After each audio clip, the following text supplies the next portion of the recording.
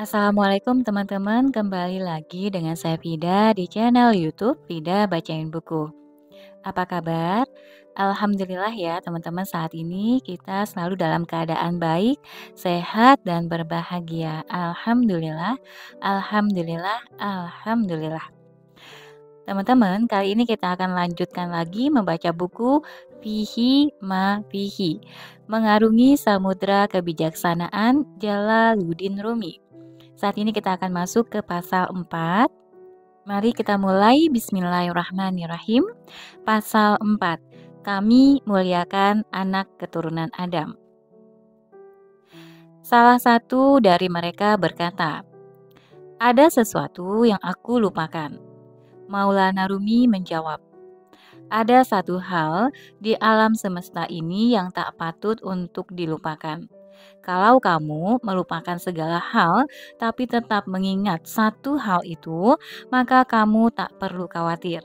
Sebaliknya, kalau kamu bisa meraih dan mengingat segalanya, tapi kamu lupa akan satu hal itu, maka seolah-olah kamu tak pernah berbuat apa-apa." Hal ini diibaratkan seperti seorang raja yang mengirimimu ke sebuah seorang raja yang mengirimmu ke sebuah desa untuk melaksanakan tugas tertentu. Kalau kamu pergi ke desa itu, tapi kamu malah melakukan hal yang lain dan tak kunjung mengerjakan apa yang diperintahkan, maka seolah-olah kamu sama sekali tak pernah melakukan apa-apa. Demikianlah, manusia datang ke alam semesta ini untuk melaksanakan tugas tertentu, dan itulah tujuan mereka. Kalau dia tidak melakukan tugas yang menjadi alasan kenapa ia datang, maka seolah-olah ia tak pernah mengerjakan apa-apa. Kutipan ayat, "Sesungguhnya kami telah menawarkan amanah kepada langit, bumi, dan gunung-gunung. Tapi semuanya enggan untuk memikul amanah itu, dan mereka khawatir akan mengkhianatinya. Dan dipikullah amanah itu oleh manusia. Sesungguhnya manusia itu amat zolim dan amat bodoh." Quran Surat Al-Ahzab ayat 72. Amanah itu kami tawarkan kepada langit, tapi ia merasa tak sanggup untuk memikulnya. Coba perhatikan, berapa banyak akibat yang akan timbul dari amanah itu sehingga bisa membuat manusia kebingungan. Amanah itu bisa mengubah bebatuan menjadi akik dan nilam, menyulap pegunungan menjadi tambang-tambang emas dan perak, dan menyegarkan tanaman di bumi serta menghidupkannya kembali sebagai sebuah pemandangan yang sangat indah, layaknya surga Aden. Juga tanah yang menerima bibit-bibit kemudian menghasilkan buah-buahan.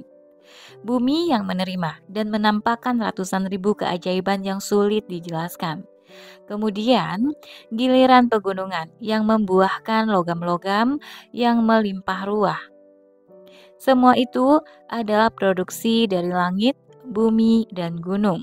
Akan tetapi, semua itu tidak dilakukan sendiri oleh mereka, melainkan melalui perantara manusia.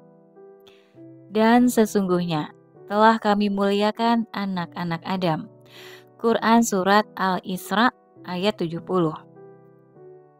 Allah tidak berfirman, "Sungguh telah kami muliakan langit dan bumi." Begitulah, semua hal yang tidak bisa dilakukan seorang diri oleh langit, bumi, dan gunung bisa ditangani oleh manusia. Kalau manusia sudah melakukan hal tersebut, maka hilanglah predikat zalim dan bodoh dari dirinya. Kamu bisa saja berkata, "Jika aku tidak melakukan hal itu, masih banyak hal lain yang bisa aku lakukan." Padahal manusia tidak diciptakan untuk melakukan hal-hal selain itu. Misalnya, kamu membawa sebilah pedang baja dari India yang tak ternilai harganya, seperti yang ada di lemari para raja. Lalu kamu memakainya untuk mencincang daging busuk sembari berkata, "Aku tidak akan membiarkan pedang ini tak berfungsi. Aku akan menggunakan untuk berbagai hal." Atau misalnya kamu memiliki sebuah periuk yang terbuat dari emas, kemudian kamu malah menggoreng lobak di atasnya. Padahal di saat yang sama, dengan sebiji atom emas itu kamu bisa membeli 100 periuk. Contoh lain misalnya, kamu menjadikan belati permata sebagai paku untuk menggantung tumpukan kertas lusuh sembari berkata, "Aku akan menjadikan belati permata ini sebagai paku untuk menggantung tumpukan kertas lusuh, tak akan kubiarkan alat ini tak beroperasi." Bukankah yang demikian itu sangat menyedihkan dan menggelikan? Ketika seseorang bisa menggantung tumpukan kertas lusuh dengan paku yang terbuat dari kayu atau besi yang sangat murah, apakah masuk akal kalau dia malah menggunakan belati permata yang berharga 100 dinar? Allah Subhanahu wa Ta'ala telah mematok kalian dengan harga yang sangat tinggi ketika berfirman, "Sesungguhnya Allah telah membeli dari orang-orang mukmin diri dan harta mereka dengan memberikan surga untuk mereka." Quran Surat At-Taubah, Quran Surat Al-Taubah ayat 111. Nilai kalian itu lebih tinggi daripada dua alam semesta. Lalu apa yang bisa aku perbuat kalau kalian saja tak mengerti kadar di kalian sendiri? Janganlah kau jual dirimu dengan harga yang murah, padahal kamu sangat indah di mata Tuhan. Allah Subhanahu wa Ta'ala berfirman, "Sesungguhnya aku telah membeli kalian, waktu kalian, nafas kalian, harta kalian, dan hidup kalian. Kalau semua itu kau peruntukkan bagiku dan kau berikan padaku, maka harganya setara dengan surga yang abadi. Inilah nilai kalian di hadapanku. Tapi kalau kau jual dirimu pada neraka jahanam, itu artinya kamu sudah berbuat zolim pada dirimu sendiri. Seperti lelaki yang menancapkan belati berharga 100 dinar pada dinding rumahnya untuk menggantung periuk atau tumpukan kertas lusuh tadi." Kita kembali ke awal. Bisa saja kamu menunjukkan justifikasimu dengan berkata, "Tapi aku mengabdikan seluruh kemampuanku untuk melaksanakan perkara-perkara yang luhur dan mulia. Aku belajar ilmu fikih, filsafat, logika, astronomi, kedokteran, dan lain-lain."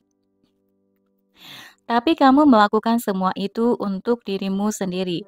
Kamu belajar hukum agar tak seorang pun bisa mencuri roti dari tanganmu, atau menelanjangimu, atau bahkan membunuhmu. Ringkasnya, kamu melakukannya agar kamu merasa aman. Kamu belajar astronomi dan seluk-beluk bintang dan pengaruhnya terhadap bumi, baik ringan maupun berat, yang menandakan keamanan atau bahaya. Semua ini berkaitan dengan keadaanmu dan untuk melayani tujuanmu sendiri. Entah ramalan bintang sedang baik atau buruk, selalu bertalian dengan nasibmu, dan seterusnya semua karena demi dirimu sendiri. Ketika kalian merenungkan hal ini baik-baik, akan kalian dapati bahwa asal segala sesuatu adalah diri kalian sendiri, dan segala sesuatu yang lain tadi, adalah cabang dari diri kalian. Jika cabang itu memiliki banyak perincian, keajaiban, dan bentuk-bentuk luar biasa yang tak berujung, maka renungkanlah apa yang kalian miliki, karena kalian adalah asal dari segala sesuatu itu. Ketika cabang-cabang itu mengalami ketimpangan, kemerosotan, kebahagiaan, dan ketidakberuntungan, renungkanlah dirimu yang menjadi asal dari semua itu. Apa saja yang membuat dunia spiritual, roh kalian mengalami semua hal itu. Roh seseorang memiliki karakteristik seperti itu dan akan melahirkan hal-hal seperti itu juga. Karena memang pada dasarnya seorang manusia sudah seharusnya seperti ini. Sebenarnya, jiwa kalian itu memiliki makanan yang lain di samping makanan materi berupa tidur dan makan. Nabi Muhammad SAW bersabda, "Aku bermalam di sisi Tuhanku. Ia memberiku makanan dan minuman. Di dunia yang rendah ini, kau telah melupakan makanan lain itu karena sibuk dengan makanan materi. Siang malam, kamu beri makanan tubuhmu. Sekarang, tubuhmu seperti seekor kuda dan dunia yang rendah ini menjadi kandangnya. Makanan kuda tentu tak akan menjadi makanan penunggangnya, karena sang penunggang memiliki cara tidur, makan, dan kebahagiaan yang berbeda. Karena sifat hewan dan binatang mengalahkan jiwamu, maka tinggallah dirimu beserta kuda di kandangnya. Kau tak memiliki satu tempat pun di barisan raja-raja dan pimpinan negeri keabadian. Hatimu di sana, tetapi tubuhmu telah mengalahkanmu. Kamu tunduk pada aturannya dan masih menjadi tawanan abadinya. Sama halnya pada saat Majnun hendak mengunjungi rumah Laila. Ketika Majnun masih sadar, ia mengemudikan untanya menuju rumah Laila. Tetapi saat ia terbenam dalam fantasi tentang Laila dan melupakan diri dan untanya, unta itu menelusuri jalan kembali ke desa di mana anak unta itu disimpan. Saat Majnun bangun dari imajinasinya, ia menemukan dirinya telah mundur 2 hari perjalanan. Selama 3 bulan, ia menelusuri jalan ini. Justru ia semakin jauh dengan tujuannya. Akhirnya ia berkata, unta ini bencana buatku. Lalu turun dari unta itu dan meneruskan perjalanan dengan berjalan kaki. Untaku ingin kembali, sementara aku ingin terus maju. Sungguh aku dan ia sangatlah berbeda. Guru kami berkata, Sayyid Burhanuddin pernah didatangi seseorang dan berkata, "Aku mendengar seseorang telah memujimu." Burhanuddin menjawab, "Tunggulah sampai aku bertemu dengan orang itu untuk melihat apakah ia cukup mengenalku sehingga bisa memujiku. Kalau ia hanya mengenalku lewat perkataan orang-orang, berarti ia tak mengenalku. Sebab kata-kata, huruf-huruf, dan suara-suara itu tidak abadi. Dua bibir dan mulut ini juga tidak abadi. Semua ini tidaklah penting, tapi ia mengenalku lewat perbuatan-perbuatanku dan mengetahui wujudku, maka aku tahu bahwa ia bisa memujiku dan bahwa pujian itu benar-benar untukku." Ini seperti cerita yang mengisahkan tentang seorang raja yang menitipkan anaknya pada sekelompok ilmuwan. Anak itu kemudian diajari ilmu astronomi, geografi, dan lain-lain, sampai ia menjadi seorang guru yang sempurna, meski pada awalnya ia adalah anak yang dungu dan pandir. Suatu hari, sang raja menggenggam sesuatu tangannya dan suatu hari sang raja mengenggaman sesuatu tangannya dan menguji anaknya. "Kemarilah, coba katakan apa yang ada dalam genggamanku ini." Barang yang ayah genggam itu berbentuk bulat, berwarna kuning, dan berlubang, jawab pangeran. Raja menimpali, "Kamu telah menunjukkan tanda-tanda yang benar. Sekarang pastikan benda apa itu?" Pangeran menjawab, "Seharusnya itu adalah ayakan." Raja berkata, "Sungguh, kamu sudah menunjukkan banyak data yang detail, tapi semua itu jadi membingungkan. Dengan ilmu dan semangat belajarmu yang begitu kuat, bagaimana kamu bisa melupakan satu hal bahwa ayakan tidak akan muat berada di dalam genggaman?" Seperti itulah gambaran para ilmuwan di zaman kita ini yang membelah sebutir rambut keilmuan. Padahal mereka sudah mengetahui bahwa puncak pengetahuan adalah hal-hal lain yang tidak ada hubungannya dengan pengetahuan itu sendiri, dan mereka sudah sangat memahami hal itu. Sementara itu, ada satu hal yang sangat penting dan berada sangat dekat dengan manusia ketimbang hal-hal lain yang tidak diketahui oleh ilmuwan ini, yaitu jiwa manusia. Ia tidak mengetahui jiwanya sendiri. Ia menghukumi segala sesuatu dengan halal dan haram sembari berkata, "Ini boleh dan itu tidak boleh. Ini halal dan itu haram." Namun, ia justru tidak tahu apakah dirinya sendiri halal atau haram, boleh atau tidak boleh, suci atau tidak suci. Sekarang, sifat-sifat seperti berlubang, berwarna kuning, berukir, dan bulat hanyalah sifat-sifat buatan semata. Ketika sebuah barang diletakkan di atas api, tidak akan ada yang tersisa darinya. Barang itu akan menjadi abu halus dan tidak lagi memiliki sifat-sifat tadi. Tanda-tanda yang diberikan oleh para ilmuwan berupa ilmu-ilmu perbuatan dan perkataan sama dengan sifat-sifat tersebut. Ia tidak berkaitan dengan inti sesuatu meski tanda-tanda yang lainnya menghilang. Demikianlah tanda dari segala sesuatu. Sang pangeran membincangkan dan menjelaskan semua tanda.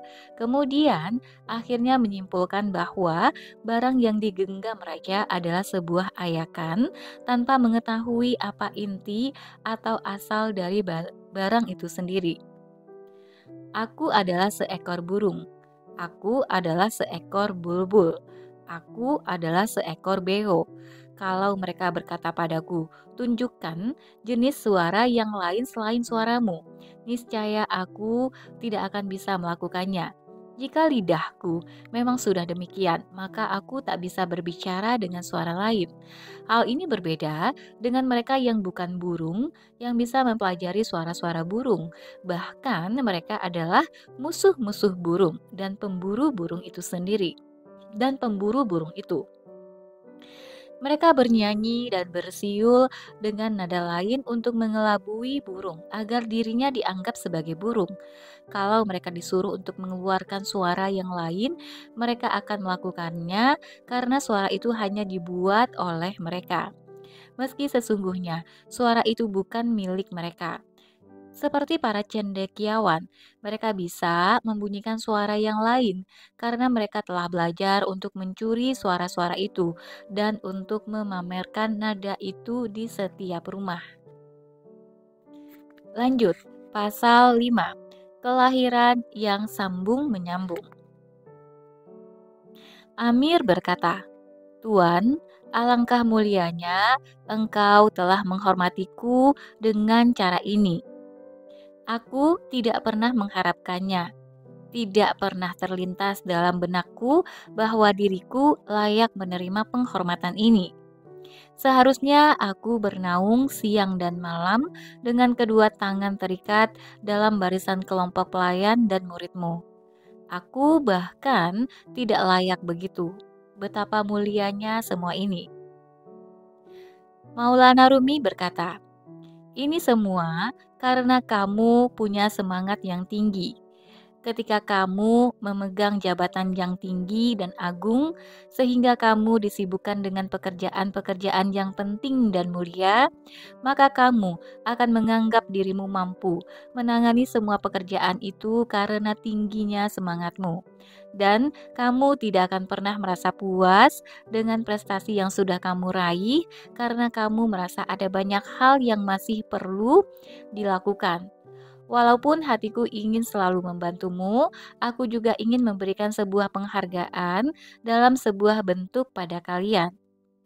Hal ini karena aksiden, tampakan atau bentuk luar juga memiliki urgensi yang besar. Dan mungkin urgensi bentuk itu disebabkan karena aksiden membarengi isi. Seperti halnya, sesuatu tidak akan tampak tanpa adanya inti. Demikian juga, sesuatu itu tidak akan tampak tanpa adanya kulit. Jika kamu menanam sebuah bibit dalam tanah tanpa kulitnya, ia tidak akan tumbuh. Tapi jika kamu menanam beserta kulitnya, maka ia akan tumbuh menjadi pohon yang besar. Dari poin ini, tubuh juga merupakan pondasi yang penting dan memiliki peran yang besar. Sebab tanpa tubuh, sebuah pekerjaan akan gagal dan tujuannya tidak akan tercapai. Bagaimanapun, sungguh pondasi itu sangat berarti bagi orang memahami artinya.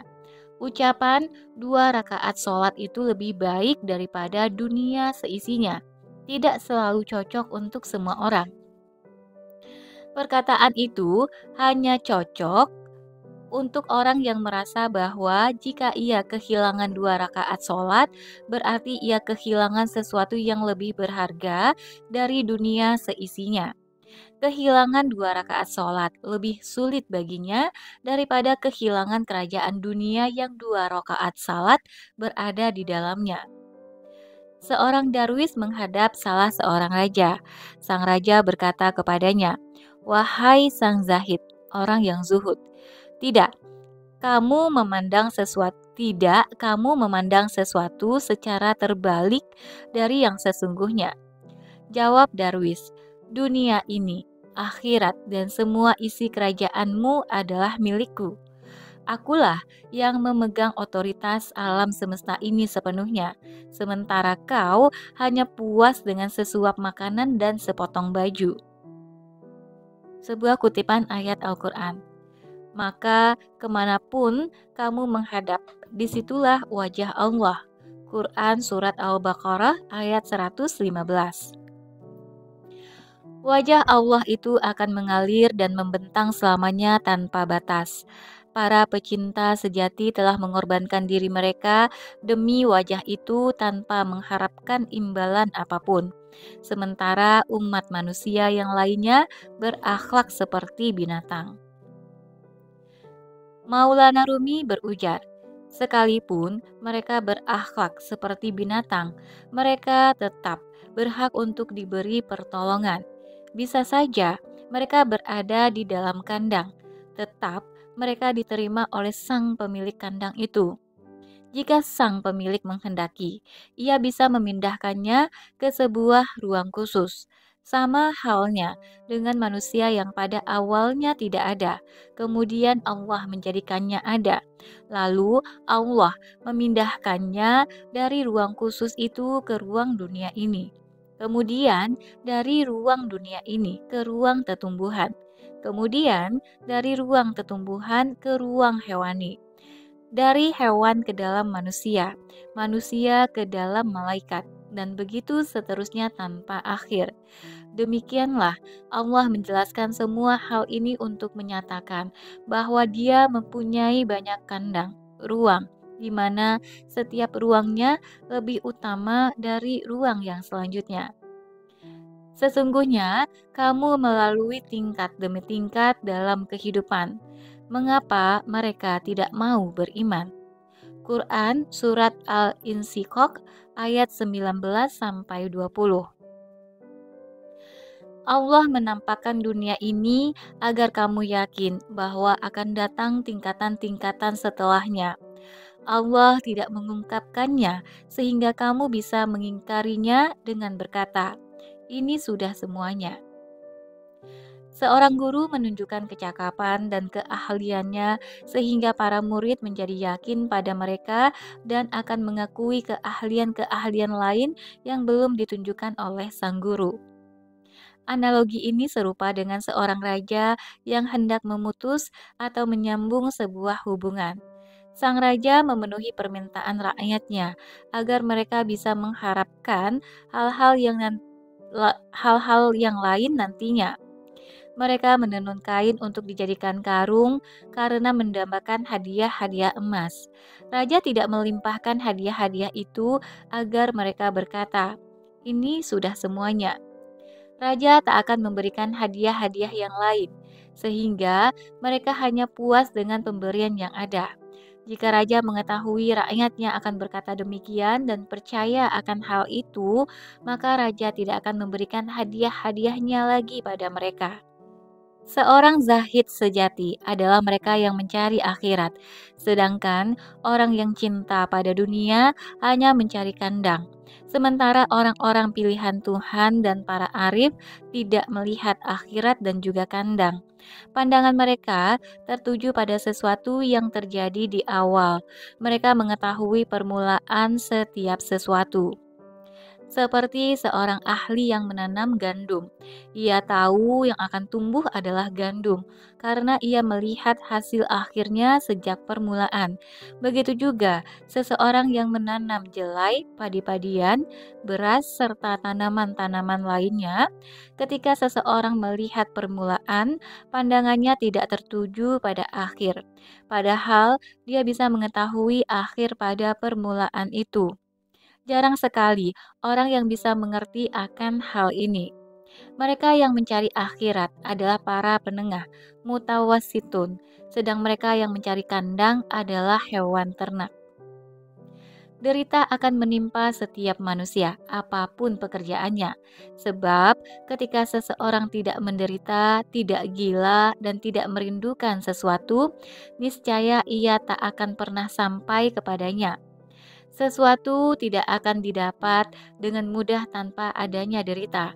Entah sesuatu itu berupa kesuksesan di dunia maupun di akhirat, kekayaan ataupun kekuasaan, maupun ilmu atau bintang gemintang. Seandainya Maryam tak merasakan derita saat melahirkan, maka ia tak akan pernah merasa sampai pada pohon yang penuh berkah. Maka rasa sakit akan melahirkan anak memaksa ia bersandar pada pangkal pohon kurma. Dia berkata, "Aduhai, alangkah baiknya aku mati sebelum ini, dan aku menjadi barang yang tidak berarti lagi dilupakan." Quran Surat Maryam ayat 23.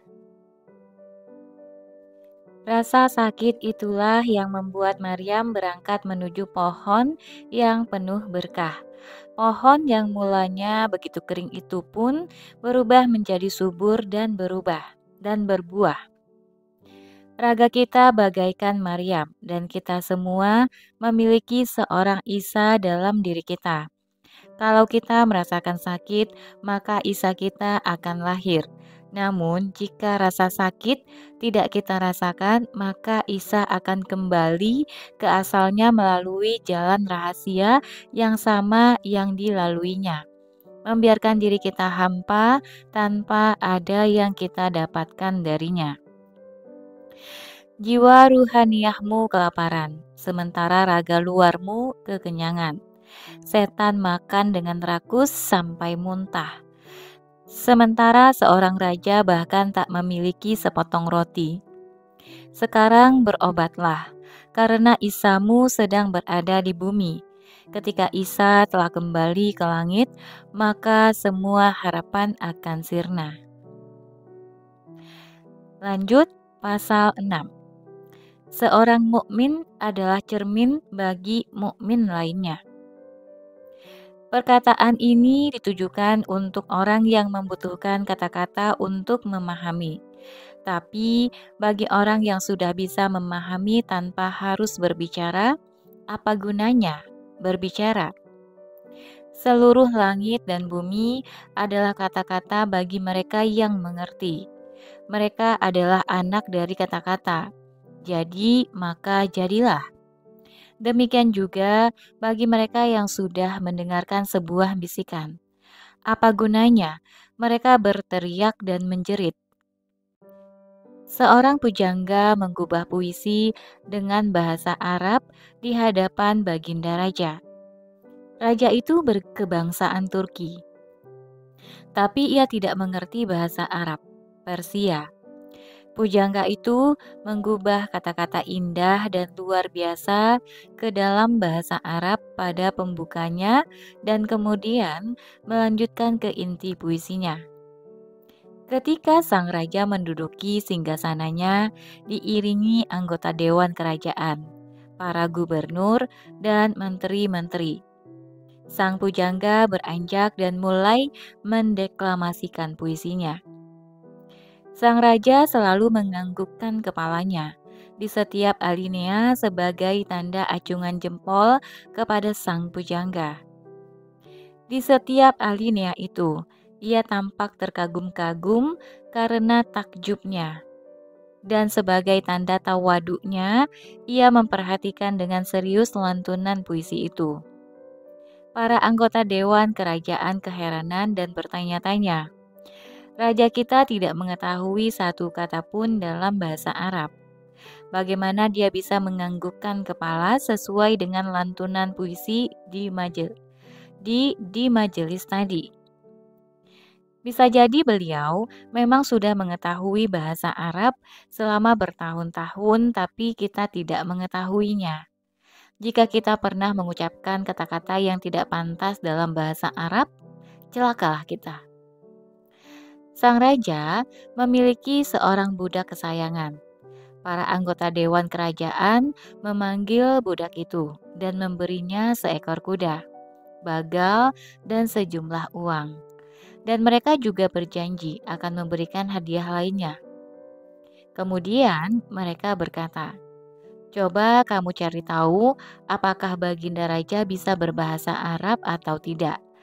Jika memang beliau tidak bisa, bagaimana beliau bisa menganggukkan kepala di saat yang tepat? Apakah itu karomah ataukah ilham dari Tuhan?" Akhirnya, tibalah pada suatu hari di mana sang budak mendapatkan kesempatan untuk menjalankan tugas dari para anggota dewan. Sang raja sedang keluar untuk berburu dan si budak menganggap bahwa rajanya sedang dalam suasana hati yang baik. Karena memperoleh banyak hasil buruan, maka bertanyalah budak itu tanpa berbelit-belit. Sontak sang raja tertawa meledak-ledak. "Demi Allah, aku tidak mengerti bahasa Arab," kata raja. "Adapun mengenai anggukan kepalaku itu karena aku mengerti maksud dari susunan puisi yang dideklamasikan pujangga itu. Makanya aku menganggukkan kepala sebagai bentuk apresiasi kepadanya." Sekarang bisa dipahami bahwa akar dari materi adalah tujuan yang diharapkan. Puisi itu hanyalah cabang dari tujuan, meskipun tujuannya tidak ada dalam kandungan puisi tersebut. Jika yang dilihat adalah tujuannya, maka dualisme akan hilang. Karena dualisme hanya terjadi dalam cabang, sementara akarnya tetap satu. Sama halnya dengan syekh-syekh sufi. Meski dalam penampilan luar keadaan, perilaku dan perkataan mereka berbeda, tapi mereka semua memiliki satu tujuan yang sama, yaitu mencari Tuhan. Contoh lainnya adalah angin. Ketika angin berembus di istana, ia akan mengangkat ujung-ujung karpet, membuat berantakan, dan gerakan pada karpet-karpet itu menerbangkan batang dan jerami ke udara, mengibaskan permukaan air hingga nampak seperti anting-anting yang serupa baju raja, yang serupa baju baja, serta membuat pepohonan, dahan-dahan, dan dedaunan menari. Semua itu seolah menjadi hal-hal yang berbeda. Akan tetapi, dari perspektif tujuan, akar, dan realitasnya, semua itu adalah satu hal, yaitu hembusan angin. Salah seorang dari mereka berkata, "Aku telah melalaikan tujuan sejati itu." Maulana Rumi menjawab, "Ketika pikiran ini menghampiri benak manusia, kemudian ia menegur dirinya sendiri seraya berkata, 'Ah, apa yang aku lakukan? Mengapa aku melakukan semua ini?' Maka ia menjadi bukti cinta dan perhatian Allah kepadanya. Cinta akan tetap tinggal selama teguran terus berlangsung. Hal itu karena teguran hanya diberikan pada orang-orang yang dikasihi dan tak pernah ada teguran bagi orang asing. Teguran juga memiliki tingkatan yang berbeda-beda. Ketika seseorang merasakan sakitnya teguran dan mendapatkan sebuah informasi baru darinya, itu pertanda bahwa Allah mencintai dan menyayangi mereka. Namun, jika seseorang mendapatkan teguran tapi tak merasakan pedihnya, maka ini bukanlah pertanda cinta.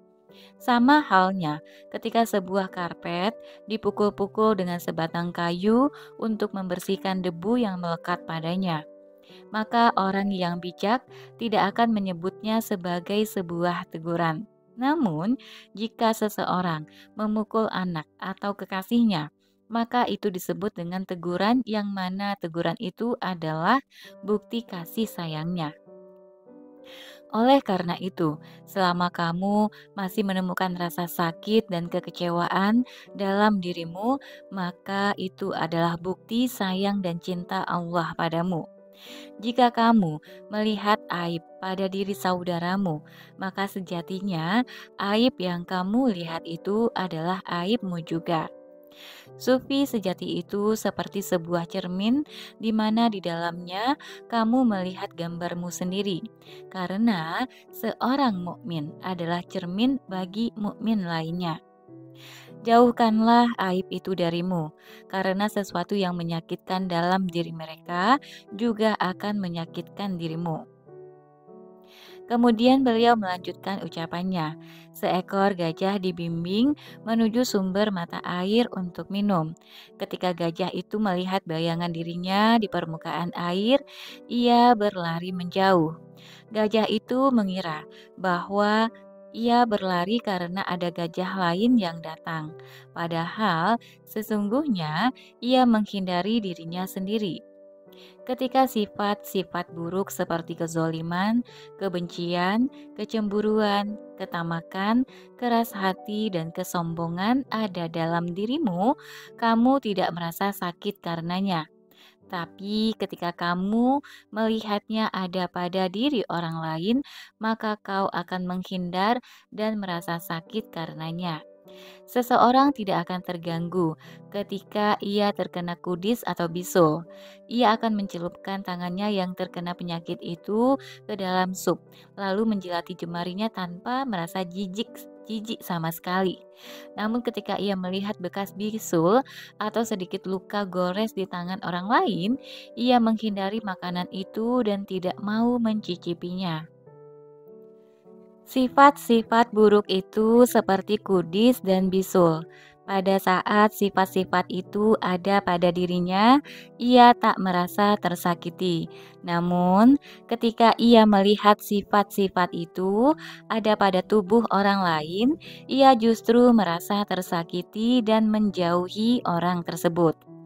Seandainya kamu menjauhi saudaramu, lantas bagaimana jika nanti justru saudaramu yang menjauhimu dan merasa jijik pada penyakitmu? Rasa jijik yang kamu tampakkan pada saudaramu itu adalah pemberitahuan baginya, sebab perasaanmu itu muncul karena kau melihat aibnya, dan dengan demikian dia bisa melihat aibmu sendiri. Dan dengan demikian, dia bisa melihat aibnya sendiri. Nabi Shallallahu Alaihi Wasallam telah bersabda, seorang mukmin adalah cermin bagi mukmin lainnya. Beliau tidak bersabda, seorang kafir adalah cermin bagi orang mukmin. Mengapa orang kafir tak memiliki karakter itu? Sebab ia bukan cerminan bagi yang lain. Ia hanya melihat dirinya dalam cermin. Seorang raja yang sedang bersedih hati duduk di tepi sungai. Para petinggi menjadi sangat takut kepadanya. Belum ada seorang pun yang mengetahui alasan kesedihan rajanya itu. Sang raja memiliki seorang penghibur yang sangat disayanginya. Para petinggi tersebut membuat kesepakatan dengan si pelawak. Jika kamu bisa membuat raja tertawa, kami akan memberimu sejumlah uang. Penghibur itu mendekati sang raja. Namun, sekeras apapun penghibur berusaha, sang raja tetap tidak memedulikannya. Padahal ia hendak mempertontonkan wajah lucunya pada sang raja untuk membuatnya tertawa. Sang raja tetap menatap sungai dalam-dalam dan sama sekali tak mengangkat kepalanya. Apa yang Anda lihat di air sungai itu? Penghibur itu bertanya kepada raja. Aku melihat mucikari, jawab raja. "Wahai Raja Dunia, hambamu ini juga tidak buta," kata penghibur. "Begitu juga halnya denganmu. Jika kamu melihat sesuatu dalam diri hambamu yang menyakitkanmu, sesungguhnya mereka juga tidak buta. Mereka melihat yang kamu lihat." Di hadapan Allah, tidak akan ada dualisme aku. Kamu berkata "aku" dan dia juga berkata "aku". Jika kamu mati di hadapannya, maka dia juga akan mati di hadapanmu hingga dualisme aku itu lenyap. Matinya Allah Subhanahu wa Ta'ala adalah hal yang mustahil, baik di dunia nyata maupun di alam pikiran. Bagaimana mungkin Allah yang Maha Hidup dan yang Maha Kekal akan mati? Allah memiliki kelembutan dan kasih sayang yang jika mungkin Dia mati demi kamu, Dia akan mati, hingga tak ada lagi dualisme.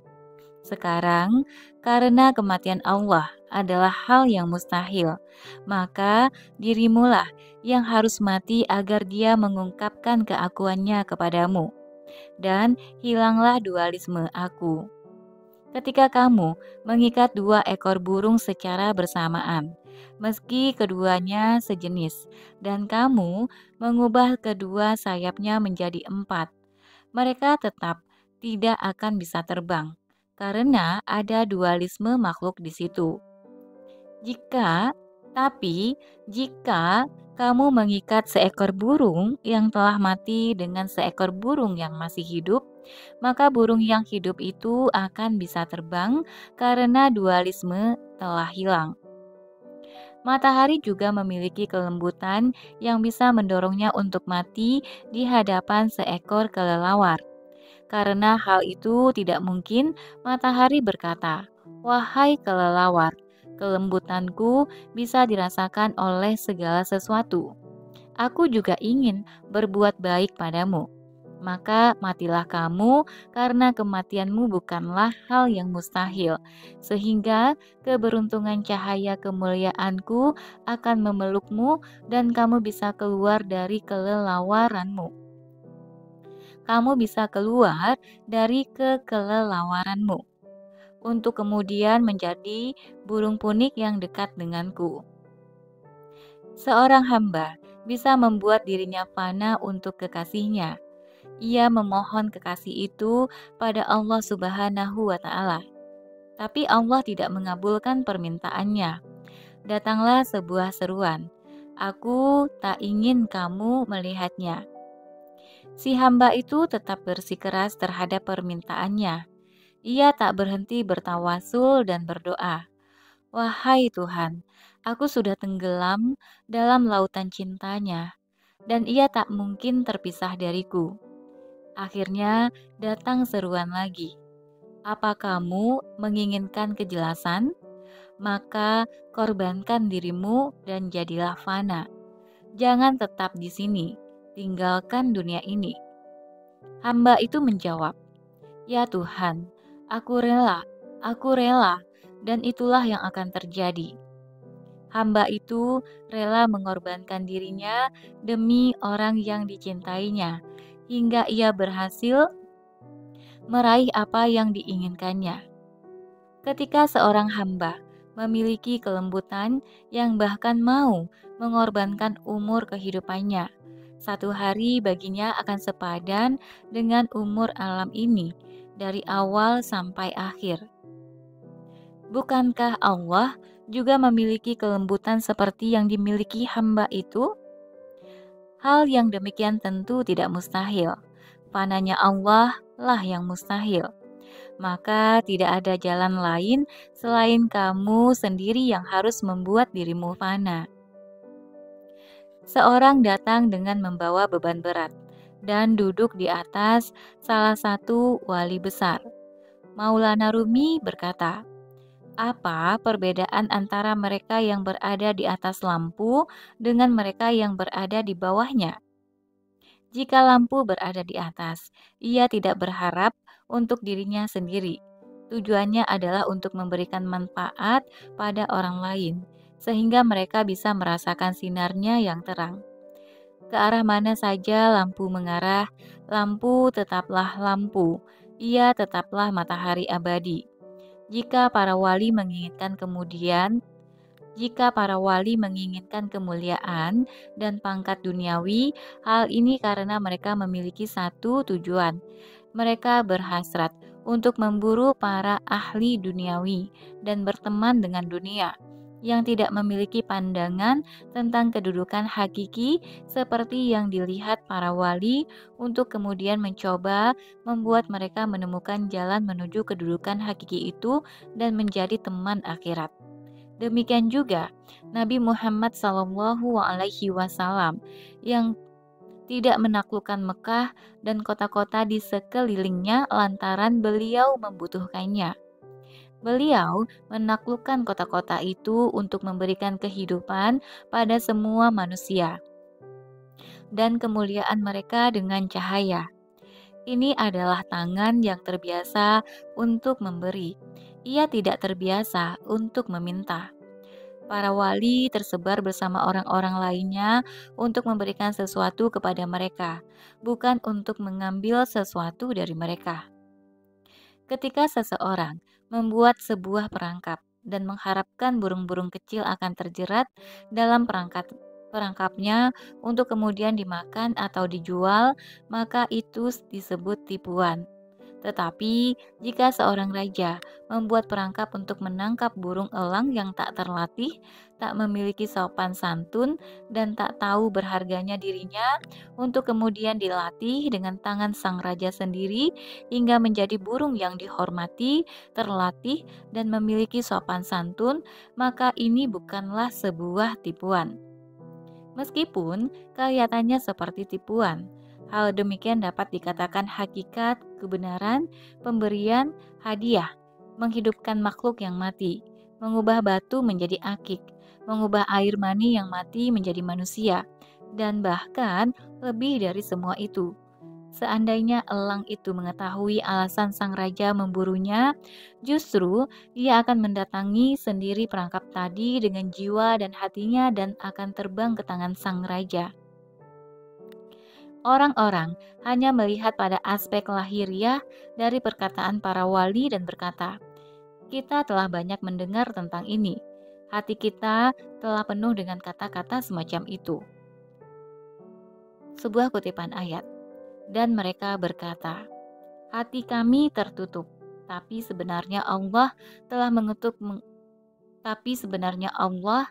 mengutuk mereka karena keingkaran mereka. Maka sedikit sekali mereka yang beriman." Quran Surat Al-Baqarah 88. Orang-orang kafir berkata, "Sesungguhnya hati kita telah tertutup dan sudah terisi penuh dengan perkataan semacam itu." Allah Subhanahu wa Ta'ala berfirman, "Tak mungkin hati mereka terisi oleh perkataan-perkataan ini.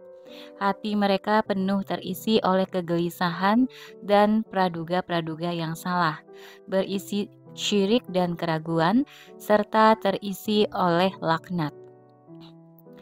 Semoga mereka segera terlepas dari kungkungan halusinasi-halusinasi itu sehingga mereka bisa menerima perkataan ini. Namun, karena mereka tak kunjung menerima, Allah menutup telinga, mata, dan hati mereka.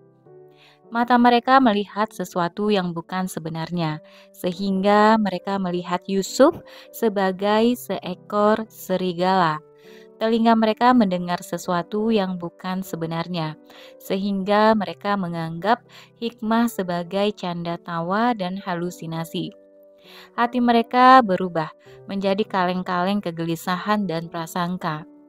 Sungguh, mereka telah diracuni oleh berbagai bentuk kezoliman dan prasangka yang bercabang-cabang saat musim dingin dan membeku saat musim salju tiba. Kutipan ayat. Allah telah mengunci mati hati dan pendengaran mereka, dan penglihatan mereka ditutup. Dan bagi mereka siksa yang amat berat. Quran Surat Al-Baqarah ayat 7. Bagaimana mungkin mereka bisa memenuhi hati mereka dengan perkataan sejati ini? Bahkan baunya saja mereka tidak bisa menciumnya. Mereka tak akan pernah sempat mendengar sepanjang hidupnya.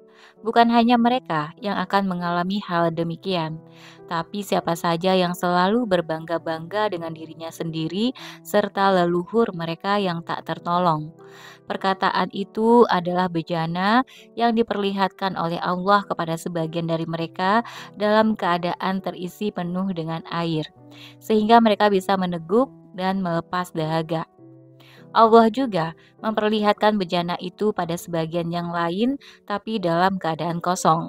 Ketika yang terjadi adalah yang kedua, rasa syukur apa yang bisa diberikan seseorang demi sebuah bejana kosong? Hanya mereka yang mendapatkan bejana berisi air yang akan menemukan rasa syukur atas berkah itu. Ketika Allah Subhanahu wa Ta'ala menciptakan Nabi Adam alaihi salam dari tanah dan air selama 40 hari, dia menyempurnakan bentuknya, kemudian menetap beberapa saat di atas bumi. Iblis kemudian turun dan masuk ke dalam hati Adam, mengitari seluruh aliran darahnya, menelitinya, dan kemudian menyimpulkan bahwa pembuluh dan urat syaraf manusia berisi darah dan campuran-campuran lainnya. Kemudian berkata, "Oh, tidak ada tanda-tanda bahwa iblis yang kulihat di sisi singgasana arsy akan muncul. Jika iblis muncul dalam pembuluh darah dan urat manusia, jika iblis muncul dalam pembuluh dan urat manusia, maka inilah jadinya." Oke teman-teman, sampai di sini dulu untuk buku Fihi Ma Fihi, Mengarungi Samudra Kebijaksanaan Jalaluddin Rumi. Nanti kita akan ketemu lagi di pasal 7, sekalipun tabir tersingkap, keyakinanku tidak akan bertambah. Terima kasih sudah mendengarkan sampai akhir, juga like, komen, dan subscribe akun YouTube ini. Semoga yang disampaikan bermanfaat. Sampai jumpa. Assalamualaikum warahmatullahi wabarakatuh.